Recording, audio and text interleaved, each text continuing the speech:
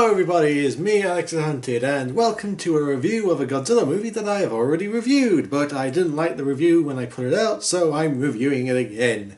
Yes, this one is one of my top 10 favourites, and it is also the second in the final Godzilla movie trilogy. You know, when they were, the this time we mean it sort of thing. And this one is the one that is very dark and very depressing, and the one where Godzilla dies at the end. Sorry, spoilers for a, 40-year-old movie now? 30-year-old movie, something like that. Anyway, let's take a look at Godzilla vs. Destoroyah, the final Godzilla movie that was ever going to be made.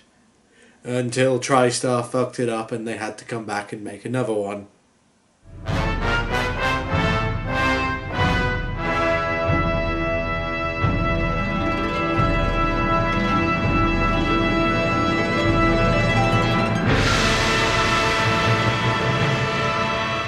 So our movie begins with Mickey. She's so fine she flies off to Birth Island, only to find out has sunk and disappeared in some mysterious reason. After that we cut to a Qantas flight, which you can book now. We cut to an airport, not in Japan actually, we're in Hong Kong. As the flight takes off, Godzilla appears, and this time he is glowing red for some reason. And he is firing his red spiral heat death ray of ultimate power. The plot thickens as Godzilla attacks Hong Kong and the opening credits. Now, why is Godzilla attacking Hong Kong and not Japan in some way? Well, he will later on, but there's actually a reason why this happened. But you see, Hong Kong is a big Godzilla fan, has a big Godzilla fandom, and they asked Toho, can you please have Godzilla destroy Hong Kong for us? So they did, in his final movie. It's sort of seen as like a lucky omen that if Godzilla destroys your city, that you will have good luck in that city. I'm not joking, that's a real thing. Anyway, after Godzilla blows up everything, we get the titles, which might be the best titles in the whole series.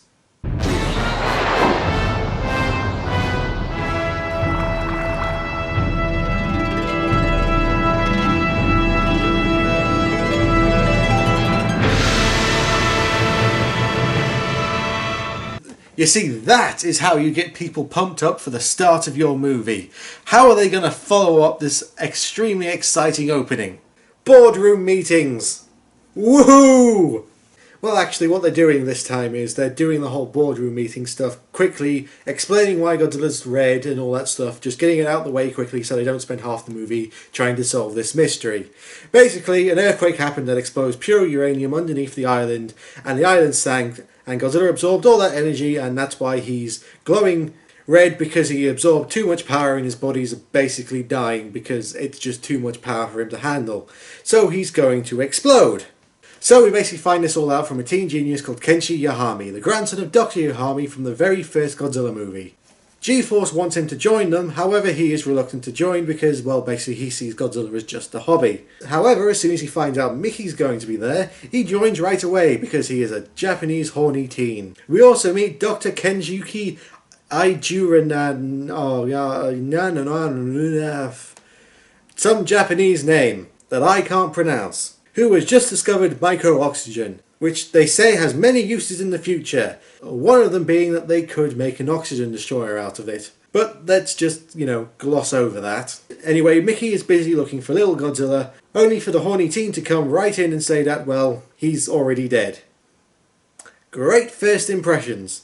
We also meet Emiko Yamaha from the very first Godzilla movie, and she is concerned that micro-oxygen will be used to make another oxygen destroyer. As we get a flashback to the very first Godzilla movie where we see, well, the oxygen destroyer being used and all that.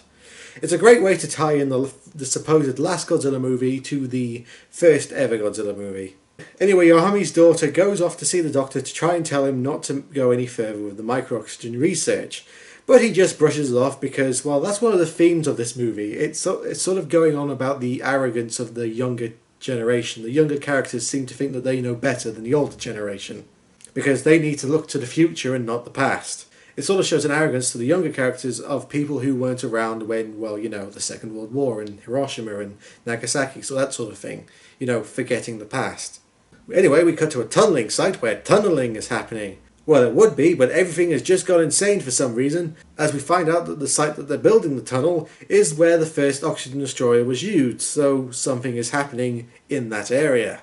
So after we get some more scientists talk about Godzilla and how Godzilla's going to explode, they tell us how Godzilla's going to explode. And he's going to kill us all, because when he explodes, he will ignite the atmosphere. Basically, Godzilla's going, well, if I'm going to die, I'm taking you with me. Also, scientists are looking over soil samples taken from the tunnel, and that we see one of the vials has smashed, meaning that there was something inside, and, well, it's loose now.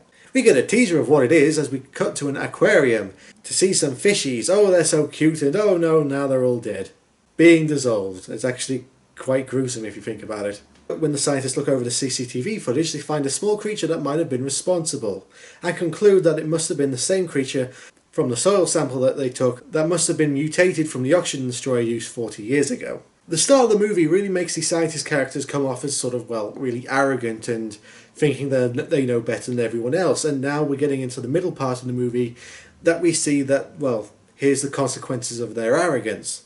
They're not making the characters look stupid, it's just showing, well, you might have good intentions, but you might unleash something that you have no control over. It shows that the scientist characters can be just as naive as the military. Anyway, that night we see the new creatures causing some trouble in the city and just blowing stuff up because that's what they can do somehow.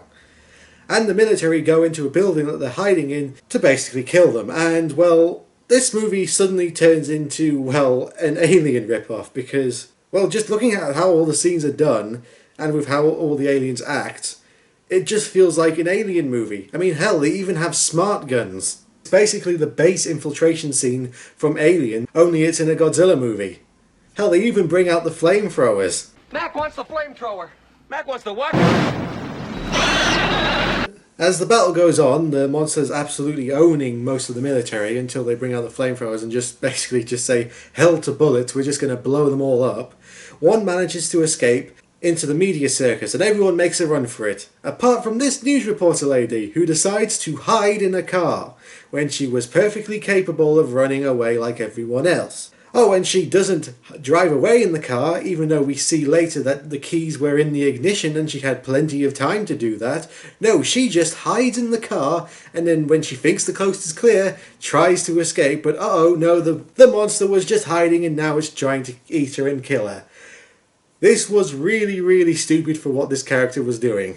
And to add on to the Alien rip-offness, well, just look at this. Just look at this. How could this not be seen as anything other than a rip-off? The creature shows the power of Destroyer by cutting this car in half, and he's just about to eat the news reporter, only the military come in and just burn it to death. No, I'm melting. Oh, what a world. All I wanted to do was kill and eat you. Is that so wrong? After the Mini-Aliens movie, we cut back to Godzilla. Oh yeah, he's in this movie.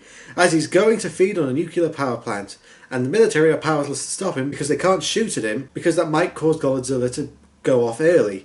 So they just have to basically sit back and just let him do it. Until they just pull out a new weapon out of their ass, the Super X-3, which after the other Super X's actually looks like something that would, be used by the military. It looks like a military vehicle, not just a big blob like the other two were. So the movie makes this big deal about who the pilot's supposed to be. They bring back the character of Sho Karuko, that guy from Godzilla vs. Biollante, the guy who did everything wrong and had terrible idea after terrible idea. Well, yeah, he's the pilot of the Super X-3. However, they couldn't get the same actor to play the character, they got his brother, so they're kind of making a big deal out of nothing. Really, it's just, oh look, we brought back this guy! With Godzilla still approaching the reactor, we get a very, very, very long model scene of them showing off the Super X-3, just it going up its ramp and, getting ready to launch, and they're very proud of this model, very clearly. And would you believe it? The military have made a weapon that is effective against Godzilla. Amazingly, the freezer weapons actually work on Godzilla and freeze him and cool him down. And it doesn't take any damage from his red atomic breath, which is something not even Mechagodzilla and Space Godzilla could take. Yet the Super X-3 isn't even scratched.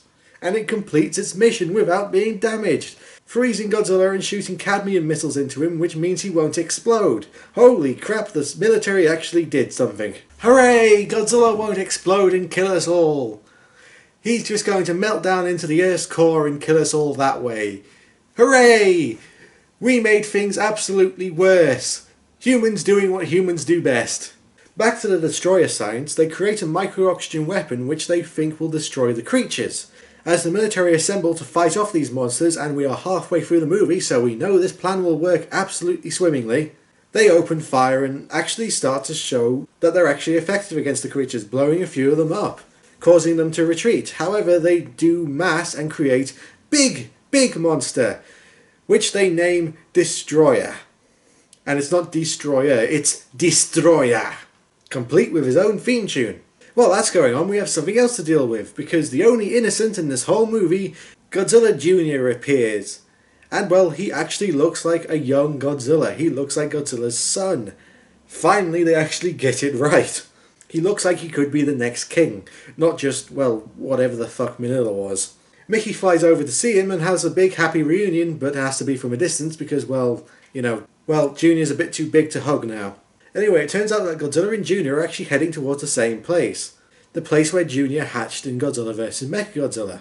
So the military hatch a plan. If they use Junior as bait, they can get Godzilla to go over to the Destroyer and, well, destroy it. Mickey objects, of course, but then, you know, she has to agree because of a job and all that stuff, so she has to make Junior go towards where the Destroyer is. So basically we have 3 kaiju heading towards the same location. Typical, isn't it? You wait for kaiju to show up and then 3 turn up at once.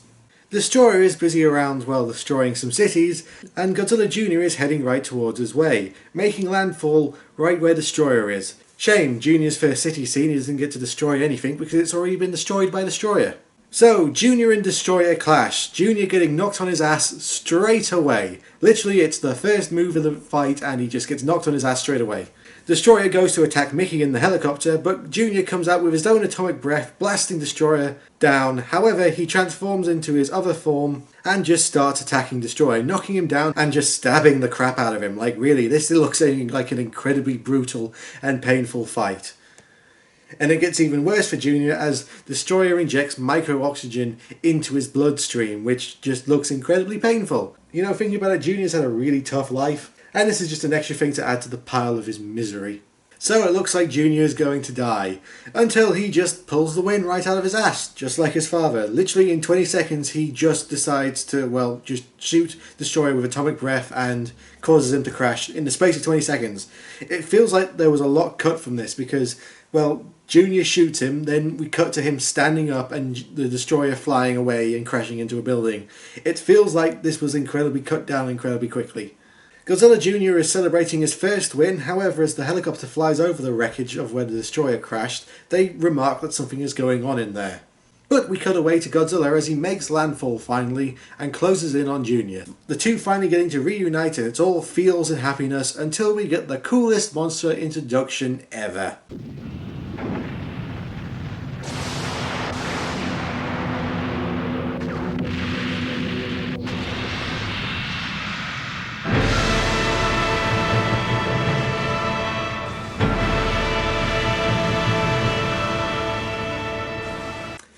Pure awesomeness. So as Godzilla's temperature reaches critical, him and Junior are about to meet, but Destroyer comes back looking for revenge, blasting Godzilla away and grabbing Junior, flying him up into the air, dropping him and blasting him with his beam, which kills Junior. Yep, Godzilla's son just got murdered. Really, Junior has had a really tough life. Every time we've seen him, he's gone through some really bad events. Even from the day he was born. So with Junior dead, Godzilla does something we have never seen done before. He cries. Yep, the king of the monster is crying. Showing that Godzilla isn't just a brainless monster, he actually has emotions and feelings, etc. It gives the character more depth. Anyway, enough of that, let's have some pure monster fun as the two monsters start fighting. Mickey says that this is going to be Godzilla's last fight, and Godzilla and Destroyer begin sparring off, and well, Godzilla gets his ass beat. Destroyer knocks him over multiple times and grabs him with his tail and starts flying off, dragging him along. This is Flight Destroyer, clearing for takeoff. However, Godzilla comes back like he always doesn't, but takes some more damage from Destroyer's laser horn, because of course he would have something that awesome. But that won't hold Godzilla back as he starts ripping into Destroyer, ripping his chest open and making Destroyer just bleed everywhere. eventually causing him to fall over and explode. However, Destroyer was just separating himself, and they all start to swarm Godzilla, which, I don't know about you, looks remarkably familiar to another kaiju movie that came out the very next year to this. One involving a turtle and some legion, and it just seems a bit coincidental. Mickey and the other girl make their escape to another helicopter, looking over Junior's dead body, and it's all sad and all that. The little destroyers get thrown away by Godzilla and they just, disappear, leaving Godzilla to have some time with his dead son, which is one of the most emotional scenes in any Godzilla movie. Without a word of dialogue and without, doing anything to the Godzilla suit, they just really come across with so much emotion through the editing, the camera angles and the music. This really does feel like, a loss for Godzilla. He's lost the only thing he's ever really had. It's really sad and it's spoken without a single word of dialogue. It is pure visual storytelling. Anyway, that moment is ruined as Destroyer comes back and starts attacking Godzilla again. The two keep fighting, however Godzilla's temperature reaches critical and his spines start to melt, leaking out radiation, basically meaning it is time for the end. Godzilla just starts blasting the hell out of Destroyer, blowing off his face crest, which looks quite painful. Destroyer, knowing he can't win, tries to escape. However, the military amassed around Godzilla and they open fire on Destroyer. Which, would you believe it, the military take out Destroyer. It's not Godzilla that killed Destroyer, it's the military. Holy crap, the military beat a kaiju. This really is the last Godzilla movie.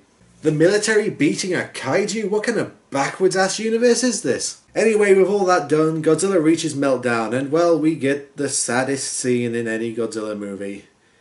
As Godzilla dies, the military shoot freezer weapons at him to try and prevent him from exploding. However, it still doesn't take away the fact from the emotion of this scene. We just don't get any dialogue, we just get music as we watch Godzilla's death as he slowly melts and dies.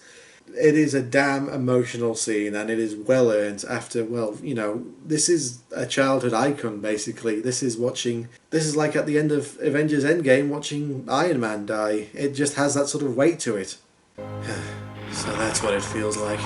And with that, Godzilla is dead. Everybody mourns and his death has unloaded a ton of radiation into the city, basically turning it into a wasteland.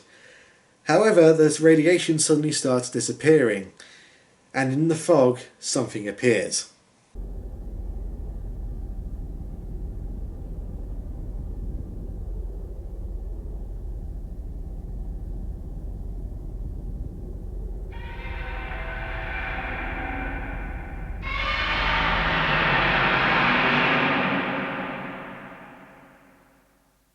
And that was Godzilla vs. Destroyer, and it remains one of my top favourite. I think it's a very, very good ending to the whole Heisei era, and honestly, if this was the final Godzilla movie ever made, it would be a satisfying ending to the whole series. Everyone gets their sort of payoff and build up throughout the whole Heisei era, and it's not exactly a happy ending for anyone involved. It does feel like a strong, conclusive ending. Godzilla gets his time to shine and definitely shows off why he is the king of the monsters, as well as Destroyer coming off as one of Godzilla's biggest threats. The music is one of the best soundtracks in the whole franchise, and the plot moves quickly and doesn't feel like it's plodding at any point at all. It's a strong movie and it's definitely one I would very much recommend.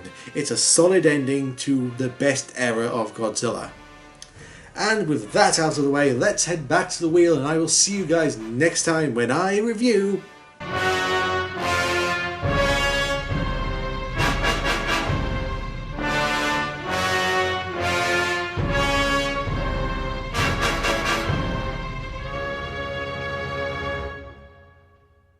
Invasion of the Astro Monster. I will see you guys then.